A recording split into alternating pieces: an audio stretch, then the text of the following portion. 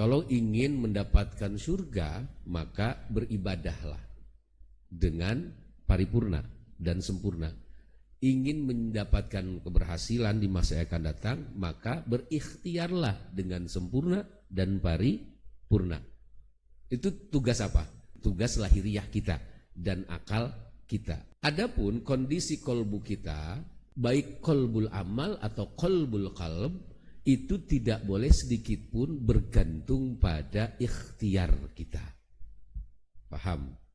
Oke, makanya ada niat lillahi ta'ala. Contoh gini, kita puasa, nawaitu sauma godin litolabid dunya. Isinya niat saya puasa untuk mendapatkan dunia. Kita bilang saya puasa besok supaya dunia saya bagus. Secara ilmu akhlak tasawuf, benar apa salah? Salah. Tapi kalau kedepannya ada tulisan nawaitu sauma ghadin litolabid dunya lillahi ta'ala. Niat saya puasa besok untuk dapatkan dunia karena Allah. Nah, di sini harus pintar-pintar memaknai. Kalau isinya lillahi ta'ala berarti meskipun awalnya ada roja, ada pengharapan, tapi ujungnya lillahi ta'ala, ya kita bersandar pada siapa? Allah. Makanya segalanya, kebaikan sekecil dan sebesar apapun harus diakhiri dengan lillahi ta'ala. Boleh nggak kita sholat, baca sholawat, baca segala macam untuk dunia? Boleh, tapi jangan lupa akhiri dengan lillahi ta'ala. Karena dunia yang diberikan pada manusia yang di dalamnya ada Allah, dia tidak akan israf, tidak akan berlebih-lebihan. Kalian jadi santri, kahayang santri naon sih? Santri awewe kahayang naon? Hayang menang salaki anu soleh, paling eta kahayangna. Hayang umroh bareng, eta kan kahayangna. Aya kitu di antara marane, saya geus lulus di UIN jal musyada rek nyieun diskotik aya. Moal. Gak akan ada. Moal aya, moal. Mun aya gelo atau macam mana gitu. Si Ayi tiba-tiba misalnya, saya keluar dari Al-Musyahadah, lulus dari UIN, akan menjadi bandar judi online. Nggak akan ada. Karena predikatnya aja sudah santri. Yang di dalamnya ada lillahi ta'ala. Makanya penting. Lillah, billah, fillah. Itu penting. Itu tameng. Awalnya kita harapkan, ya Allah bla bla bla bla. Tapi saya lillah wahai Allah. Ketika dunia itu didapatkan, ketika di dunia itu diberikan olehmu untukku, maka aku pun akan menatanya dengan sesempurna mungkin, akan menggunakannya sebaik mungkin. Paling banter si Udin menta beunghar santri hayang kawin deui pamajikan opat paling eta. Keinginan orang yang beriman dengan keinginan orang yang tidak beriman sama-sama keinginan, tapi itu pasti perbedaannya jauh. Paling banter kan tadi ya, pengen dapat suami soleh, kaya. Lalu kalau memang kaya mau ngapain? Mau pamer? Enggak. Supaya bisa umroh tiap tahun. Wih, kan gitu. Gitu kan? Supaya bisa foto di Madinah bareng-bareng, masuk ke Raudhah segala macam berdoa. Paling begitu kan? Makanya lillahi ta'ala itu menjadi penting. Oke, jangan campur adukan antara alam kausalitas dengan alam hakikat. Alam hakikat urusan keyakinan kita. Alam kausalitas urusan belief kita. Jelaskan bahwa kita harus maksimal dalam ikhtiar, tapi jangan bergantung pada ikhtiar. Kapan itu kita masuk dalam kategori orang yang bergantung pada ikhtiar? Menyesali dan menyalahkan Tuhan di akhir. Pokoknya dijadikan amal itu sebagai gara-gara secara keseluruhan. Itu namanya qalbul mu'tamad alal amal. Ada qalbul muhibbu li ghairillah. Ada yang namanya tujuan lain ketika itu berhasil. Kalau berhasil saya akan bla bla bla bla, kaitannya dengan urusan dunia. Orang kalau ditanya, orang jasmania model kita begini, lalu ditanya, pengen kaya, pengen miskin? Pengen kaya. Kalau ada dua amalan, pengen amalan masuk surga nanti atau kaya hari ini? Kalau jawaban normal, pengen kaya hari ini. Iya kan? Jangan sok-sokan, miskin tuh capek. Ya makanya kalau kalian merasa capek jadi orang miskin, Ya, jangan bertindak hari ini seperti orang miskin. Bayar kehidupan ini dengan serius. Bayar kehidupan ini dengan kesungguhan. Katanya mau mutus karma kemiskinan, tapi katingalina malal, katingalina males. Bagaimana karma itu bisa putus? Karma kita tidak akan bisa diputus oleh orang lain, hanya oleh diri kita sendiri. Ya Allah, saya berharap mendapatkan pasangan yang ideals.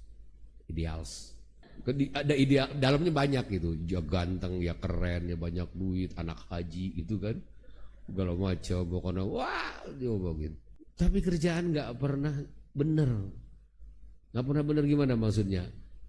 Judes kala laki, lamun keluar taladang dandang dan acan, leho ngelol diantepkeun, cileuh bisa gede gunung, kumaha atuh itu teh. Ya harus sesuai dengan porsinya dok, meskipun memang urusan jodoh itu bagian dari motor ya, tapi kan kita bisa nge-GR-keun diri lah gitu. Laki-laki juga sama, pengen perempuan yang kaya raya pinter, manehana bodoh, atuh dibodohan bae kok wengkena, mal bisa nyimpen duit dina kopeah moal kanyahoan. Oke, jadi putuskan karma kemiskinan, karma kebodohan oleh diri kalian sendiri. Tiap hari minta doa, wahai guru, Pak doain saya ya, saya pengen didoakan. Saya pengen kayak pagawean ditempo HS. Tigali deui batur mah diajar sarolat tahajud segala macam, molor ieu mah. Batur mah ngadoa serius wiridan segala macam. Heuai ieu mah.